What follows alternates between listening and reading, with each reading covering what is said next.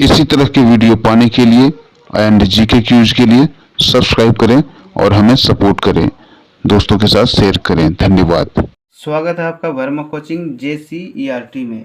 और आज हम लेकर हाजिर हैं क्लास 7 का पार्ट 5 साइंस, जो कि चैप्टर है 5। चैप्टर का नाम है रेशों से वस्त्र तक। आइए इसमें देखते हैं कि कैसे रेशों से वस्त्र बनाया जाता है। ठीक है, फाइबर टू फैब्रिक्स। ठीक है, इसमें हम देखेंगे क्वेश्चन का आंसर। इससे पहले आप इसे ध्यान से पढ़ेंगे और इसके बाद हम इसको शुरू करते हैं। आइए, इसमें सबसे पहले जो क्वेश्चन दिया हुआ है वो दिया हुआ है आपका कि निम्नलिखित में से किसका ऊन रेशा प्राप्त नहीं किया जाता है। तो बकरी का, लामा का, एल्पेका का, कीट का। तो इसका आंसर हो जाएगा आपका कीट, घ नंबर, कीट का। ठीक, अगला है कि निम्नलिखित में से कौन सा रेशम का प्रकार नहीं है।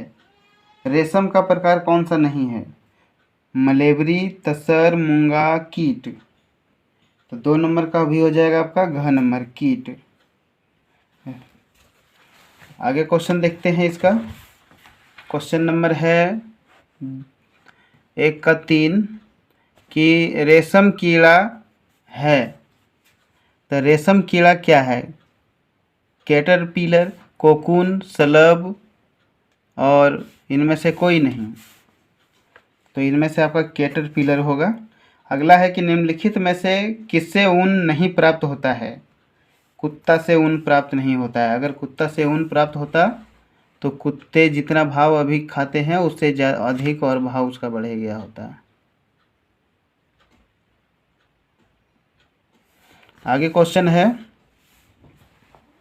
कि खाली जगह एवं खाली जगह से जातव रेशे प्राप्त किए जाते हैं। तो ऊन और, हमने सीखा में लिखा हुआ है कि ऊन और रेशम जातव रेशे हैं। तो ये किससे प्राप्त होता है? देख, तो यही वही भरेंगे आप यहाँ, ऊन एवं रेशम। ठीक है, रंध्र का ऊन अंग्रेजी एवं नाम है रेशम। स्टोमाटा। आगे है कि ऊंट के खाली जगह का उपयोग ऊन के लिए किया जाता है। ऊंट के बालों का, ऊंट के बालों का उपयोग। आगे है कि ऊन के लिए भेड़ों के बालों की कटाई सामान्यतः खाली जगह मौसम में किया जाता है। तो ये जो है ऊंट जाड़े में किया जाता है या गर्मी में किया जाता है, देखते हैं। तो यह आपका गर्मी के मौसम में किया जाता है। ठीक है, आगे है सामान्य रेशम कीट खाली जगह हैं।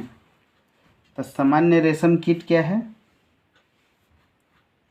चौथा नंबर, कोकून होगा। ठीक है, सामान्य रेशम कीट कोकून है, कोकून। अगला है रेशम कीट खाली जगह की पत्तियों पर पलते हैं। रेशम की कीट जो है शहतूत की पत्तियों पर पलते हैं, शहतूत की पत्तियों पर पलते हैं। ठीक है, आगे है कि रेशम रेशे खाली जगह के बने होते हैं। रेशम रेशे रेशम कीट के बने होते हैं। स्तंभ य से स्तंभ ब का सही मिलान कीजिए। यहाँ पर मिलाते हैं इसको। अभिमार्जन, अभिमार्जन क्या है? काटी गई ऊन की सफाई जो है, ये है काटी गई ऊन की सफाई। जब एग्जाम में आप लिखेंगे तो इसको तीर का निशान देके इसके सही सामने लिखेंगे। ठीक है, शहतूत की पत्तियाँ क्या है? ऊन देने वाला जंतु, इसी में पलते हैं, है ना।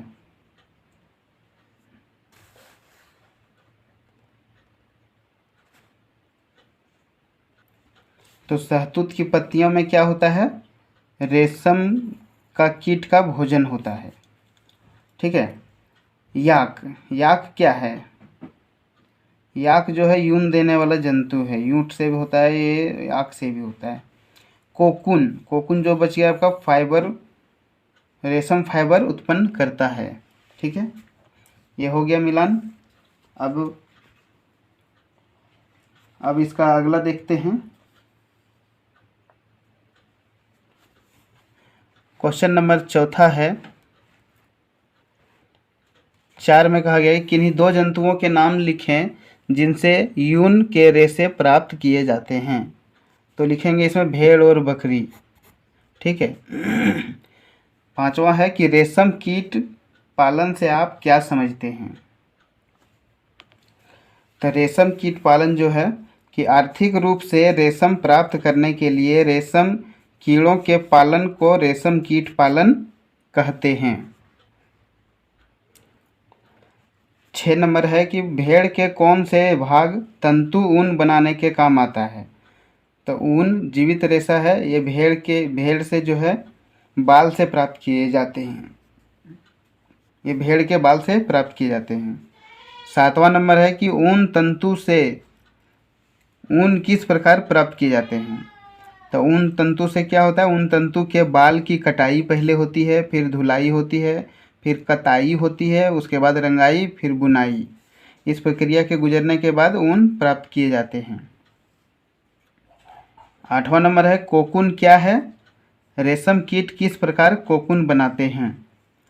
तो सुड़ी रेशम के रेशों से रेशम को ढकने की प्रक्रिया को कोकून कहते हैं। अपने जीवन चक्र में रेशम कीट अंडा, लार्वा, प्यूपा, वयस्क कीट बनता है। रेशम के कीट की कताई करके कोकून बनाते हैं। ठीक है। क्वेश्चन नंबर 9 है कि प्राकृतिक एवं संश्लेषित रेशा में क्या अंतर है? तो प्राकृतिक रेशम के वस्त्र शीघ्र ही जल जाते हैं। ठीक है। और संश्लित रेशा क्या है? 2 भाग है। संश्लित रेशा के वस्त्र जलने में थोड़ा टाइम लगता है, यही है। क्वेश्चन 10 है कि रीना अपनी मौसी के साथ साड़ी खरीदने दुकान गई। वहां उसने पाया कि संश्लेषित रेशमी साड़ी का मूल्य प्राकृतिक रेशमी साड़ी से कम था। वह जानती थी कि ऐसा क्यों है, पता कीजिए। तो आइए इसको पता करते हैं। क्योंकि प्राकृतिक रेशम की साड़ी रेशम का शुद्ध रूप है तथा इसके उत्सर्जन से कम समय और मेहनत लगती है, जबकि संश्लेषित रेशे की साड़ी रेशम का ही रूप होता है परंतु उसमें पूर्णतः शुद्ध नहीं होता। इसी वजह से प्राकृतिक साड़ी संश्लेषित साड़ी से महंगी होती है। जो इम्पोर्टेंट क्वेश्चन था वो हमने कर दिया 1 से 10 तक। अब जो बचा वो उतना इम्पोर्टेंट नहीं है। फिर मिलते हैं अगले वीडियो में, तब तक के लिए धन्यवाद।